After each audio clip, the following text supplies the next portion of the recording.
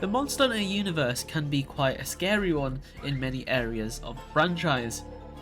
And it is a bit weird given the fact that we are generally the ones hunting the monsters, as it says in the franchise's name, but even then, these monsters can have some aspects, or in some cases the monster as a whole, can be quite eerie and creepy.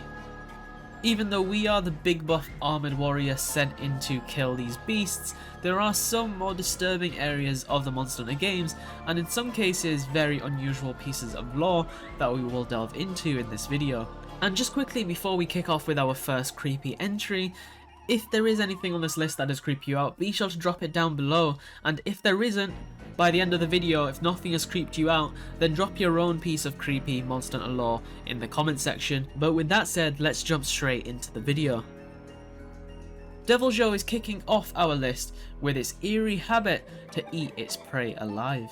This infamous beast that wowed players with its sudden appearances since the 3rd generation requires its hunger to be satisfied constantly, meaning it is way too impatient to kill its prey and then prepare it for feasting. This monster will fill its mouth quickly with whatever meat is nearby and will munch on its screaming victims while they're still alive, in some cases launching the victimized creature as a projectile at usually the hunter after it's done eating what it can.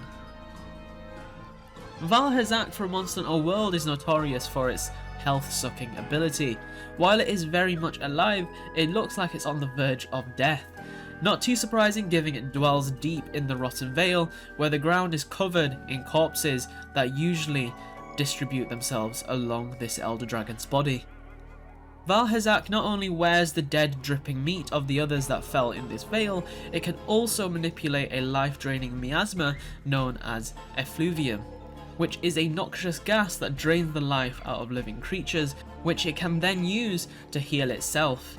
With its horrific design, with its weird horror movie-like jaw, it's safe to say you're best leaving this monster alone if you ever see one.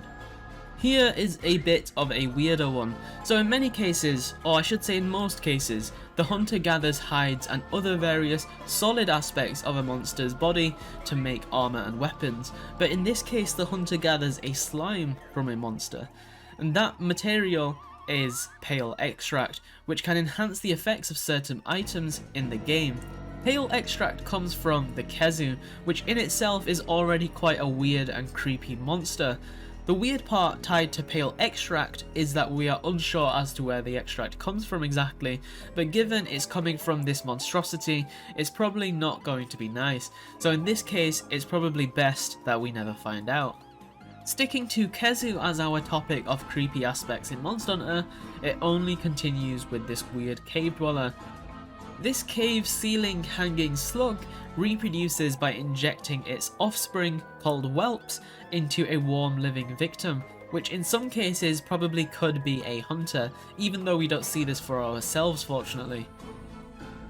This is so the youngsters can have a bite to eat when they're ready to leave the nest, which of course is the nice warm living human or animal, but hopefully we never actually get to see this in the game, as this is definitely one of the things in the Monster Hunter franchise that is probably best left off screen. Our next piece of creepy and eerie lore from the Monster Hunter franchise comes in the form of Gigginox, and given we just came from a bit of Khezu lore, it's fitting that this weirdo follows. This monster has 2 heads, which of course already starts us off with a bit of weird information. One is at the front and one is at the back, and its back end head is reserved for asexually spawning batches of baby Gigi who are born ravenously hungry, and these little monstrosities will try swarm you and suck the life right out of you.